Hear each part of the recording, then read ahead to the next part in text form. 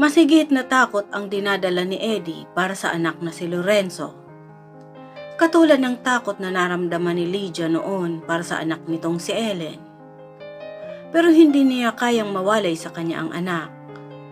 Kaya gagawin niya ang lahat, maprotektahan lamang ito mula sa mga mata ng sindikato. Wala nang pwedeng sumunod sa mga yapak niya. Wala nang pwedeng gamitin ang sindikato mula sa pamilya niya. Hindi niya kilala kung sino si Black Emperor, pero sigurado siya na kilala siya nito at nakakahalubilo na niya ito. Matagal na niyang inaral ang galaw at boses ng Black Emperor. Sinubaybayan niya ang taong pinaghihinalaan niyang may-ari ng katauhan ng Black Emperor.